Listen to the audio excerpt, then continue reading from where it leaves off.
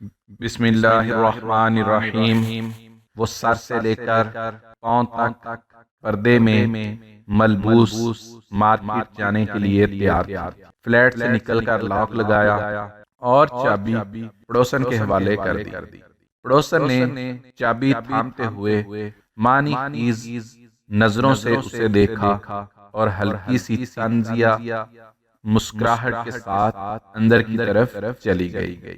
وہ افسوس سے سر جھٹکی سیڑھیاں اترتے نیچے آ رہی تھی کہ پڑوسن کے شوہر کرامت صاحب اوپر کی طرف آتے دکھائی دیے۔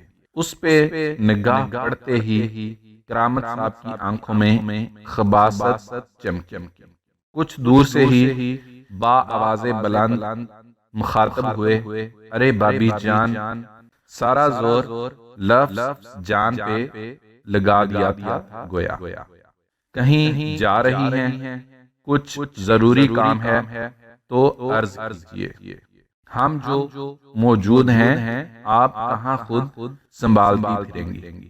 آنکھوں میں خباثت کا رنگ گہرا ہی ہوتا جا رہا تھا۔ نہیں بھائی صاحب، آپ کی مہربانی، بس کچھ ضروری کام ہے۔ اس نے سنجیدگی سے جواب دیا اور آگے کو بڑھ گئی۔ کرامت صاحب کی نگاہ کافی دیر تک اس کے برقعے میں الجھی رہی اور لبوں پہ مسکراہٹ رینگنے لگی۔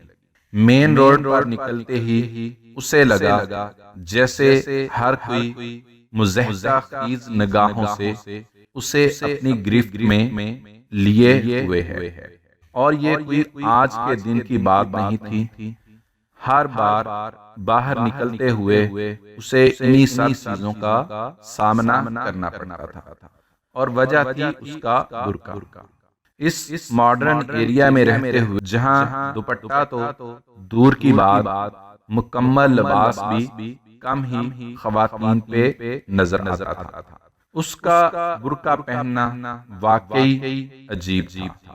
کھلے ہوئے دسترخوان پہ ان گنت پکوانوں کے درمیان رکھی ہوئی وہ ایسی پلیٹ لگتی تھی جسے اوپر سے ڈانپ دیا گیا ہو، اور ہر کوئی سارا دسترخوان چھوڑ کر بس اس پلیٹ کے تجسس میں پڑا ہوا تھا۔ لیکن سب کا حال یہ تھا کہ جیسے مکھیاں چاہ کر بھی اس ڈانپی ہوئی پلیٹ کو گندا نہیں کر سکتی تھیں، اسی طرح معاشرے کی خباثت بری نگاہیں چاہ کر بھی اس برقع پوش کو میلا نہیں کر پا رہی تھی۔ مارکیٹ پہنچ کر وہ ایک گروسری سٹور میں داخل ہوئی اور سودے کی لسٹ نکال کر اشیاء کا جائزہ لینے لگی۔ خرید و فروخت کے بعد وہ باہر کی جانب پلٹی ہی تھی کہ اچانک اس کو اپنے پیچھے آواز آئی، جاہل عورت۔ اس نے آواز کی سمت مڑ کر دیکھا تو سامنے بلو جینز پہ ریڈ شارٹ ٹاپ پہنے، سلیو لیس بازوؤں کے ساتھ ایک فیشنیبل لڑکی کھڑی دکھائی دی، جو کافی غصے سے اسے گور رہی تھی۔ اس نے سوالیہ نظریں لڑکی کی جانب اٹھائیں تو وہ لڑکی دوبارہ مخاطب ہوئی، تم جیسی جاہل عورتوں کی وجہ سے ہم عورتوں کو ڈی گریڈ کیا جاتا ہے۔ صرف تم جیسی عورتیں ہر جگہ ہماری ناک کٹواتی پھرتی ہیں، ہمیں برابری کے لیول پر کھڑا نہیں کیا جاتا، ہمیں کمزور سمجھا جاتا ہے۔ آخر یہ 6 گز کا ٹینٹ اوڑھ کر تم کیا ثابت کرنا چاہتی ہو؟ ہوش میں آ، دنیا کے ساتھ چلنا سیکھو۔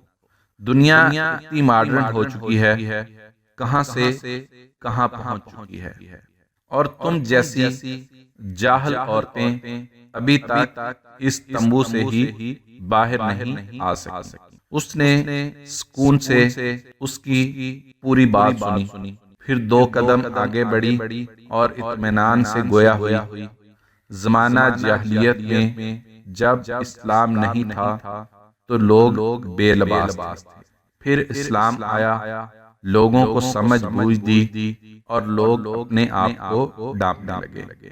یوں رفتہ رفتہ جاہلیت ختم ہوئی اور لوگ ماڈرن ہونے لگے۔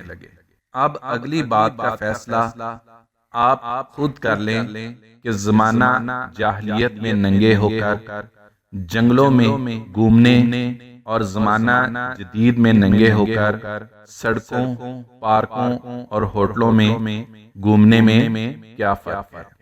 میرے خیال میں تو کوئی فرق نہیں۔ میں اگر زمانہ جاہلیت کی ہوتی تو ضرور بے لباس گھومتی، لیکن میں پردہ کرتی ہوں اور اپنے آپ کو ڈانپ کے رکھتی ہوں، کیونکہ میں حقیقتاً ایک ماڈرن لڑکی ہوں۔ یہ کہہ کر وہ پروقار انداز میں واپسی کی طرف مڑی تو سامنے سے آتے دو مردوں نے ایک طرف ہو کر اس کو گزرنے کا راستہ دیا۔ شکریہ کے جذبات سے اس نے اوپر آسمان کی طرف دیکھا اور ایک مطمئن سا آنسو اس کی آنکھ سے نکل کر برقعے میں جذب ہو گیا۔ پسند آئے تو لائک اور شیئر بھی کر دیں، میرا چینل بھی سبسکرائب کر لیں اور ساتھ بیل آئیکن کو بھی دبا دیں تاکہ آپ کو میری آنے والی تمام ویڈیوز کی اپڈیٹس ملتی رہیں۔ دعا میں یاد رکھیے گا۔ اللہ حافظ۔